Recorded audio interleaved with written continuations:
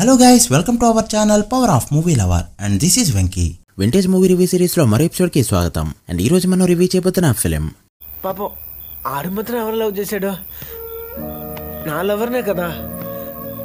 గీత మాత్రం ఎవరు లవ్ చేసింది? నా ఫ్రెండే కదా. నువ్వు వెళ్ళిపోతున్నావు, వాడు వెళ్ళిపోతున్నాడు. I love you Geetha. I love you, Ajay.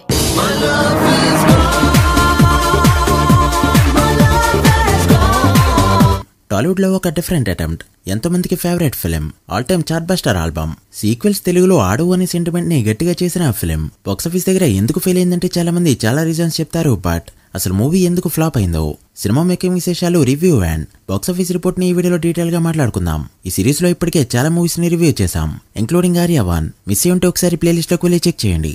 వీడియోలోకి వెళ్ళేందుకు చిన్న రిక్వెస్ట్, మన ఛానల్ ని కొత్తగా ఎవరైనా విజిట్ చేస్తుంటే ఒకసారి ఛానల్లోని కంటెంట్ చూసి నచ్చితే సబ్స్క్రైబ్ చేసుకుని మాకు సపోర్ట్ చేయండి. అండ్ వీడియోని లైక్ చేసి మన స్టెప్స్ ని ఫాలో అవడం మాత్రం మర్చిపోతూ. అది సరిగ్గా Allu Arjun back to back hits పైన ఉన్న time. Except happy first movie నుంచి పరుగు వరకు 5 హిట్స్.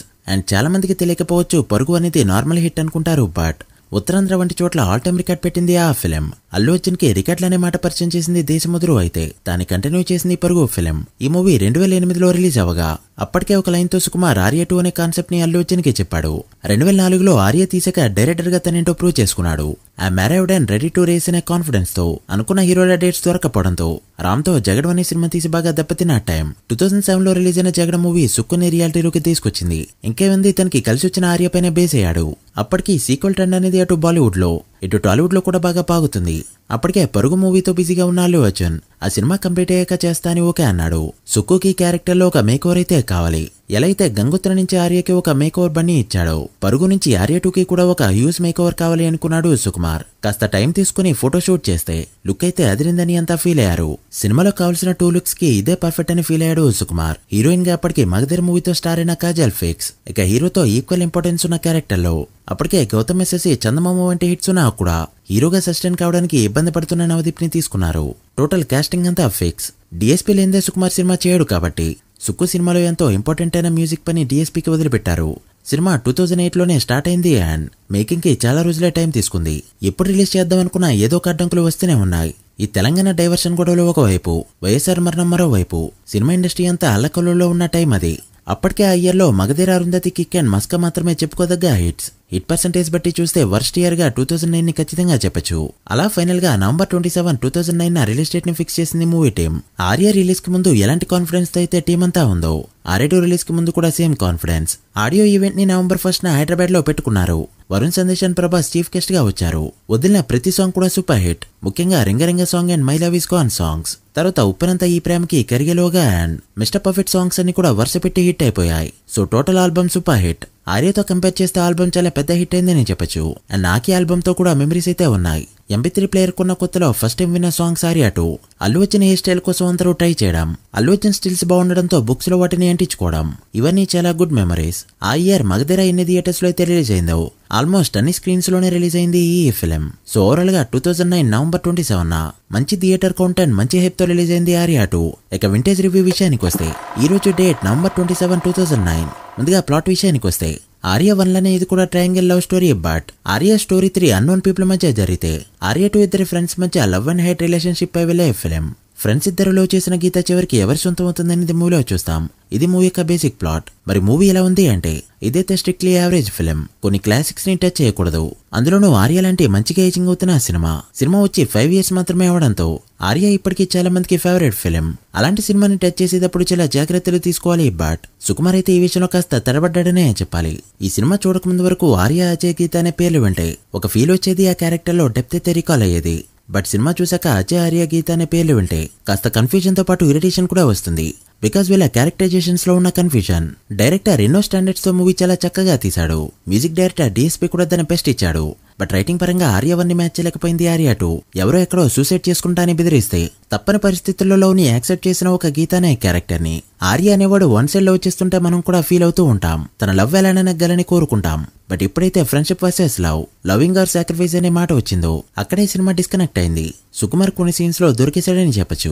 జగడం అనే సినిమా ఫెయిల్ అయిన క్యారెక్టరైజేషన్స్ లో ఉన్న డెప్త్ అయితే మనకి అర్థం అవుతుంది. బట్ ఈ సినిమాలో మాత్రం క్యారెక్టర్ ఎప్పుడు ఎలా బిహేవ్ చేస్తాయో సుకుమార్ కి కూడా ఐడియా ఉండకపోవచ్చు. పర్ఫార్మెన్స్ వైజ్ ప్రతి ఒక్కరు ఇరక్కొట్టేశారు అండ్ మ్యూజిక్ కూడా సినిమాకి one of the biggest plus point. But overall గా మూవీ గురించి చెప్పాలంటే ఇది హాఫ్ బేక్డ్ మాత్రమే విత్ సమ్ గుడ్ మ్యూజిక్. కొత్త సినిమాకి దీన్ని తీసుంటే వేరే విషయం.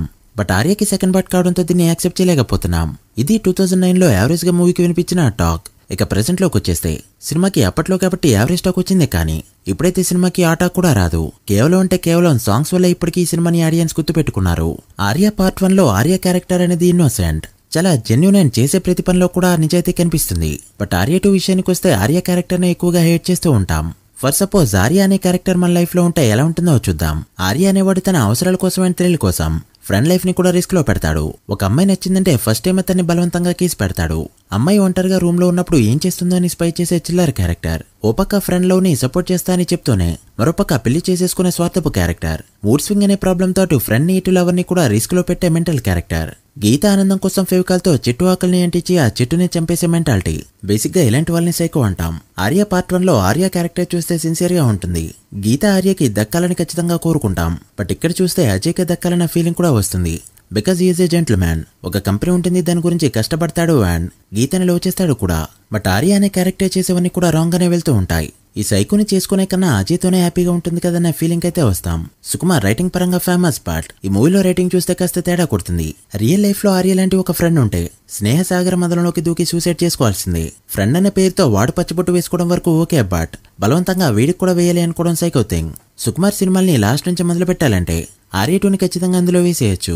ఇక క్లైమాక్స్ లో వీళ్ళని కలిపే సీన్. ఫర్ సపోజ్ 100 మర్డర్లు చేసిన ఒక పొలిటీషియన్ ఇకపై మర్డర్లు చేయను అని ఒక సాడ్ బీజియంతో చెప్పాడంటే అయ్యో పాపం వదిలేండి మారిపోయాడని చెప్పే జనాలు కూడా ఉంటారు. సేమ్ ఇక్కడ కూడా ఎన్ని సైకో థింగ్స్ చేసినా కూడా లాస్ట్ లో ఒక సాడ్ బీజియంతో చూపించారంటే కట్. ఆర్య అనేది ఒక కల్ట్ క్యారెక్టర్. వీళ్ళిద్దరూ కలిసిపోవడంతో హ్యాపీగా ఫీల్ అయ్యే ఆడియన్స్ కూడా అలాంటి వాళ్ళే. హీరో క్యారెక్టరైజేషన్ పైన ప్రతి సినిమా రాసుకునే సుకుమార్ ఇంత వీక్ క్యారెక్టర్ ఎలా రాసుకున్నాడు అనేది ఇప్పటికీ బిగ్ డౌట్. ఆర్య కంటే తన మావయ్య character and Ajay character sensible గా అనిపిస్తాయి. వీళ్ళే కరెక్ట్ కదనే ఫీలింగ్ కూడా వస్తుంది. లాస్ట్ లో అజయ్ వీళ్ళ పెళ్లిని ఆస్ట్రేలియాకి షిఫ్ట్ చేసినప్పుడు ఆర్య ఆపడు అని ఎందుకు అనుకుంటాం. ఒకవేళ అలా ఆపకుండా వీళ్ళ పెళ్లి కోసమే చూసేవాడైతే లాస్ట్ లో మళ్ళీ గీతనే ఎందుకు కావాలి అనుకుంటాడు. ఇక ఈ మూవీలో స్పెషాలిటీస్ విషయానికి వస్తే ఆర్య 1లో సైకిల్ అనేది చాలా ఫేమస్.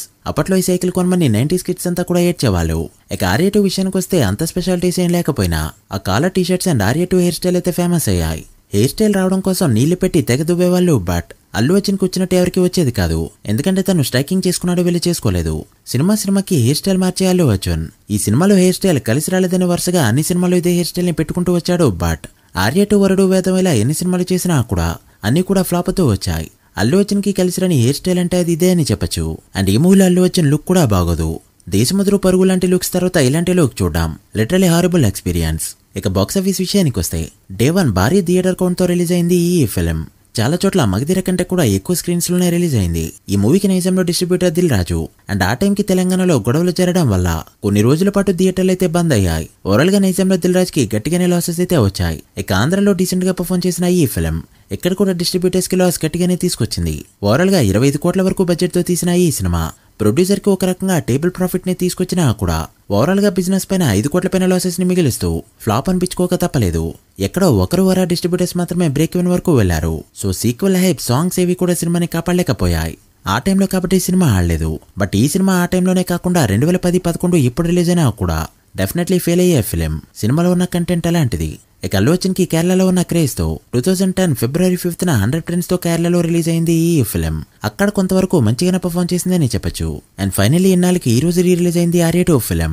చూడాలి మరి రీ రిలీజ్ లో ఎలా పర్ఫార్మ్ చేస్తుందో. ఫస్ట్ రిలీజ్ లో థియేటర్ లో చూస్తుంటే మీ ఎక్స్పీరియన్స్ ని కమెంట్ చేయండి. So guys that the video. ఇది ఆర్య 2 వింటేజ్ మూవీ రివ్యూ. ఈ సిరీస్ లో నెక్స్ట్ ఏ మూవీ పై రివ్యూ కావాలో కమెంట్ చేసి వీడియో నచ్చితే లైక్ చేసి మీ ఫ్రెండ్స్ ఫైల్ మెంబర్స్ కి షేర్ చేయండి. మరొక వింటేజ్ మూవీ రివ్యూతో మళ్ళీ కలుద్దాం.